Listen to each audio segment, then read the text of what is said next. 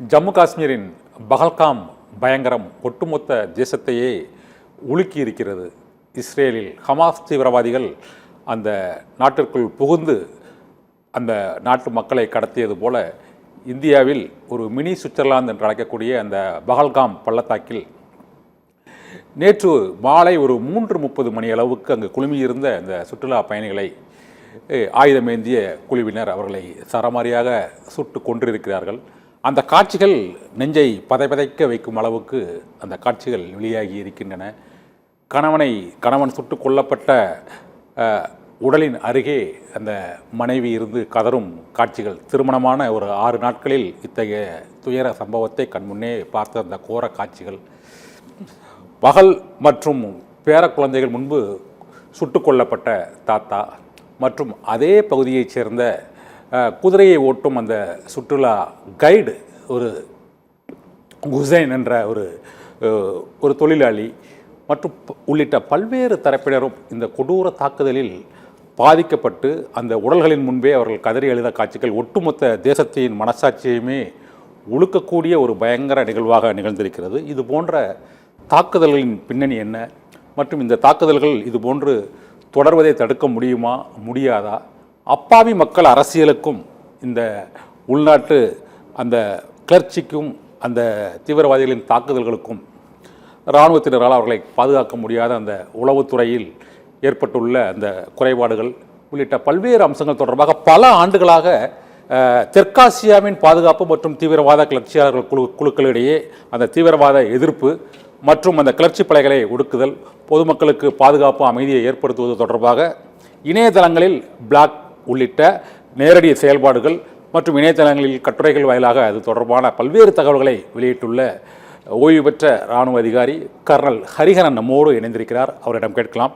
Sir, இந்த பஹல்காம் பயங்கரம் தற்போது அந்த சம்பவம் நிகழ்ந்ததற்கான காரணத்தை நாம் அதை அலசி ஆராய்வதற்கு முன்பாக இவ்வளவு கொடூரமான ஒரு தாக்குதலில் இந்த அமைப்பு ஈடுபடுவதற்கு என்னதான் காரணம்? இது முக்கியமாக ஒரு திருப்பு முனை என்றை கருத வேண்டும். நீங்க சொன்னீங்க அந்த ஹமாஸ் தாக்குதல் நடத்தினாங்களே இஸ்ரேல்ல, அதற்கு ஈடான தாக்குதல்னு கூற மாட்டேன். ஏனெனில் அது ஒரு நாட்டை எதிர்த்து தாக்குதல். இது ஒரு வார்னிங் கொடுத்திருக்காங்க. ஜெனரல் முனீர் அப்படின்னு இருக்காரு, பாகிஸ்தான் ராணுவ தலைவர். அவர் சில தினங்களுக்கு முன்னால பேசினார். அதாவது இந்துக்களும் முஸ்லிம்களும் வேற அவர்கள் இடையே ஒரு கலாச்சார மற்றும் ரிலிஜியஸ் டிஃபரன்ஸ் இருக்குது அவர்களிடையே.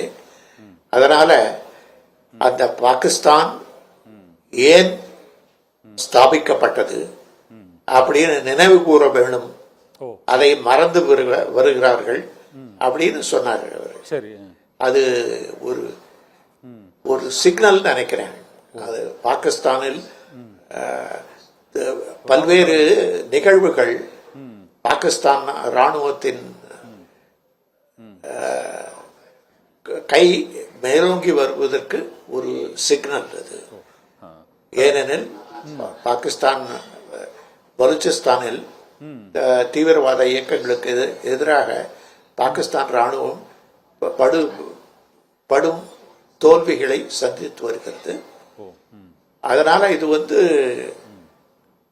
காஷ்மீர் பிரச்சனையை உசுப்பி விட்டால் அது மக்கள் பார்வை இந்த பக்கம் திரும்பும்.